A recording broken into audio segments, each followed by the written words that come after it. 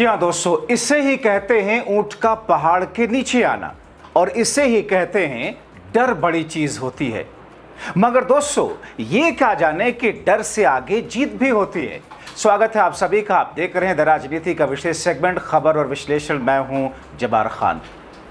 दोस्तों, आखिरकार वो प्रधानमंत्री मोदी और अमित शाह समेत पूरा भारतीय जनता पार्टी और उसका पूरा का पूरा गैंग जिस राहुल गांधी का मजाक बनाने के लिए, मजाक उड़ाने के लिए, यहां तक कि संसद के पटल से किस तौर पर, किस अंदाज में उनको नीचा दिखाने की कोशिश इनके छुटभइये सांसद तक करते थे, आखिर वही मोदी और शाह कैसे राहुल के सामने झुकते हुए नजर आए।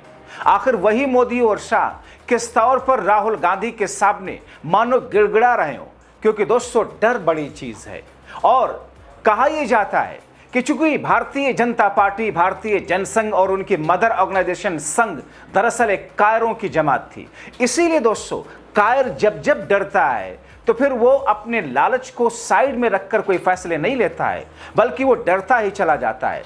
अब दोस्तों क्या हुआ, राहुल गांधी के इस वक्त के तेवर, राहुल गांधी के साथ में देश के जिंजी, राहुल गांधी के साथ में देश के युवाओं और छात्रों की उस ताकत को महसूस कर सत्ता पक्ष ने, जो सत्ता पक्ष अभी तक हिटलर शाही जैसे अंदाज में सब कुछ चलाया, कैसे वो राहुल के सामने झुक रही है, कैसे गड़गड़ा रही है। और यही वजह है दोस्तों, मोदी और शाह ने अपने दूत को राहुल गांधी के सामने गिड़गिड़ा कर, हाथ जोड़ करके राहुल का सपोर्ट मांगने के लिए भेज दिया।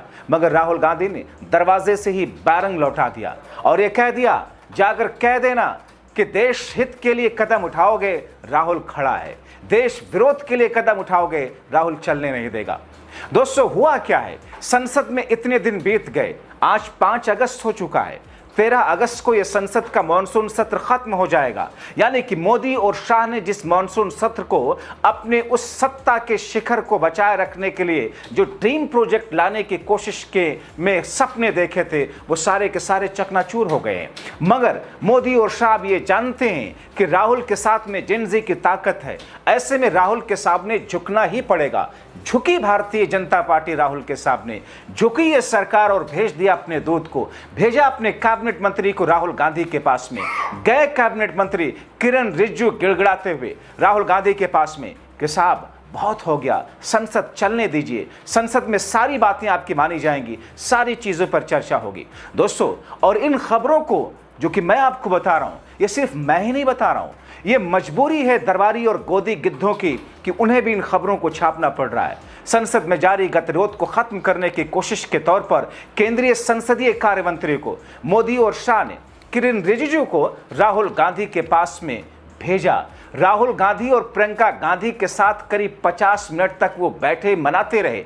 मेरे जो सूत्र बता रहे हैं कि इस बैठक में संसद की कार्रवाई सामान्य करने, दोनों पक्षों के बीच में एक सहमति बनाने के लिए मुद्दों पर चर्चाएं हुई। मगर राहुल गांधी ने किरण रिजिजू यानी कि मोदी शाह की उस दूत को एक मैसेज देकर के वापस लौटा दिया, यह कहकर कि जाकर कह दीजिए देश के प्रधानमंत्री और गृह मंत्री से कि जब तक छात्रों, युवाओं, प्रदर्शनकारियों पर किए गए लाठीचार्ज और चलाई गई पैलेट गन पर संसद में चर्चा नहीं की जाती, और जब तक केंद्रीय गृह मंत्री संसद में आकर के अपना बयान नहीं दे देते, विपक्ष इस मुद्दे को संसद में उठाता रहेगा और सरकार को घेरता रहेगा। दोस्तों, जिस अंदाज में मोदी और शाह ने केंद्रीय मंत्री किरण रिजिजू को भेजा, इस उम्मीद में कि शायद राहुल को लगेगा कि अरे वाह, चलिए मोदी और शाह ने मेरे पास में दूत भेजा है। लेकिन दोस्तों, ये राहुल गांधी हैं।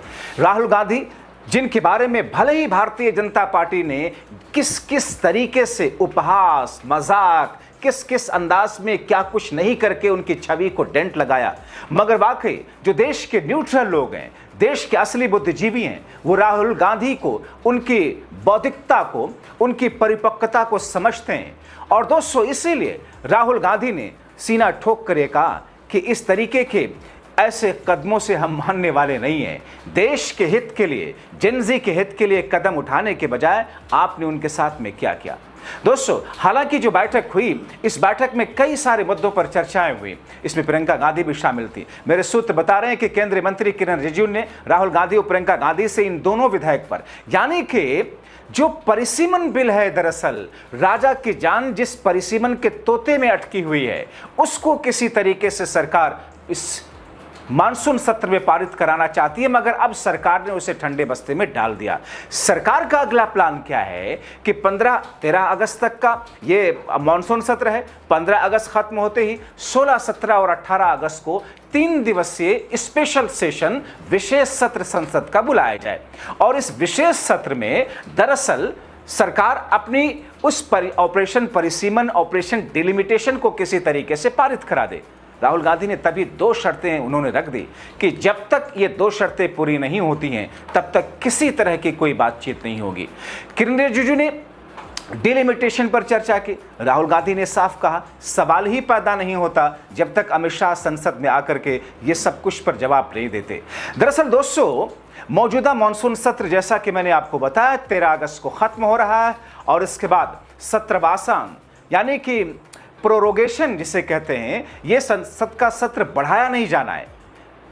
उसके बदले क्या होगा कि सरकार विशेष सत्र बुलाएगी और उस विशेष सत्र में दोस्तों सरकार इस बिल को संशोधन के लिए, संविधान संशोधन के लिए रखेगी, जिसमें 2/3 बहुमत की जरूरत है। सरकार के पास में है नहीं, चूंकि अभी तक सरकार सुनिश्चित नहीं कर सकी है, उसके पास में इकट्ठा नहीं हो पाए हैं। सरकार को यह लगता है कि उसे और थोड़ा सा टाइम मिल जाएगा, तो स्पेशल सत्र बुला करके उसमें जैसे ही संकेत मिलेगा कि हाँ अब लोग सपोर्ट कर सकते हैं संसद में उस बिल का, सरकार उसे ला करके वहां पर 2/3 बहुमत के को साबित करने की कोशिश करेगी।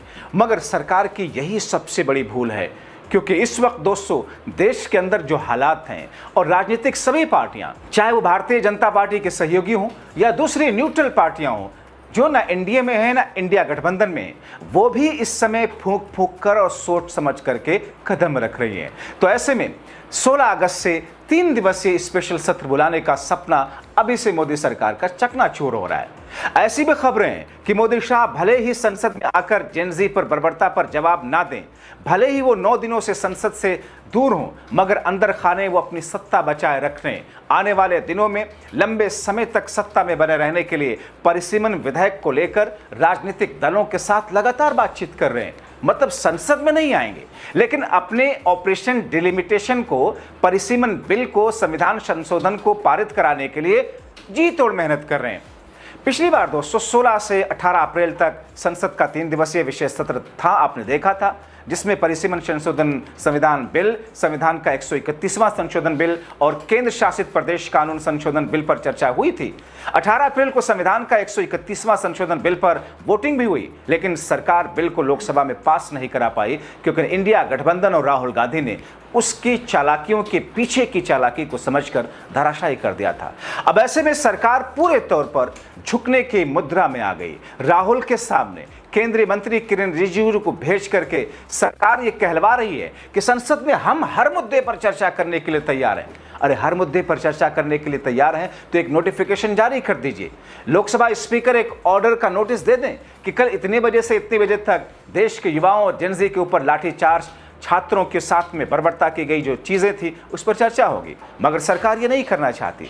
दरअसल खेल क्या है दोस्तों, सरकार अपने अपने हिसाब से राज्यों में चुनावी क्षेत्रों की सीटें बढ़ाकर अपने हिसाब से एक सहज स्थिति तैयार कर रही है, ताकि लंबे समय तक वो सरकार में बनी रहे। इसके लिए वो 2014 से ही प्लान कर रही थी और पुराने संसद भवन को एक तरीके से स्टोर रूम बनाकर नया संसद भवन बना डालने का प्लान दरअसल इन्हीं मोदी सरकार का था। सरकार का खेल ये है, यूपी है, बिहार है, अब तो बंगाल और महाराष्ट्र भी है, गुजरात, मध्य प्रदेश, राजस्थान जैसे हार्ड हिंदुत्व वाले राज्य जहां पर भाजपा घेर कर जीतती आ रही है, वहां पर 50% सीटों को बढ़ाकर लोकसभा में बहुमत पा जाए।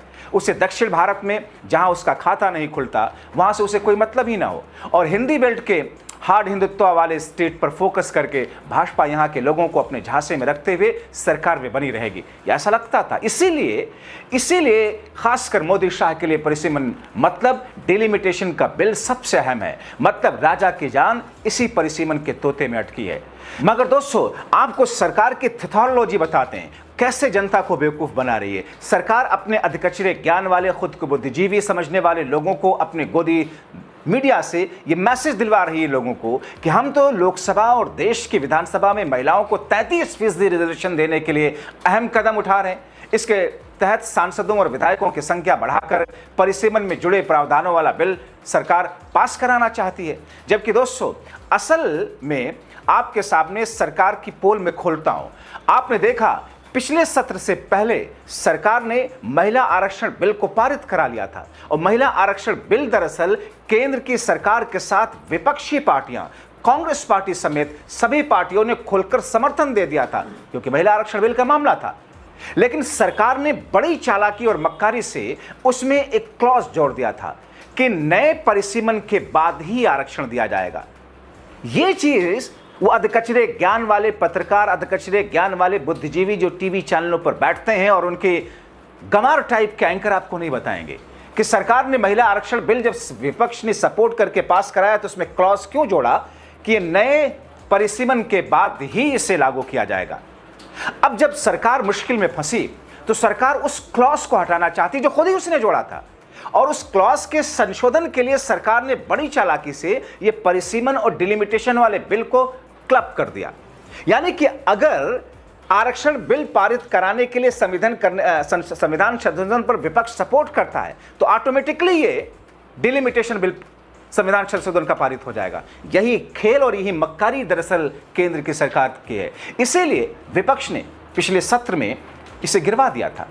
अब दोस्तों, ऐसी स्थिति में यह देखना बहुत महत्वपूर्ण होगा कि सरकार जिस अंदाज में गिर कर घुटनों के बल आकर राहुल गांधी को मनाने की कोशिश कर रही है, मगर राहुल ने बारंग लौटाने में ही इस वक्त अक्लमंदी समझी, क्योंकि वो जानते हैं कि गिरगिट से ज्यादा रंग ये सरकार बदल रही है। जागरूक रहिए, अपनी आवाज उठाइए।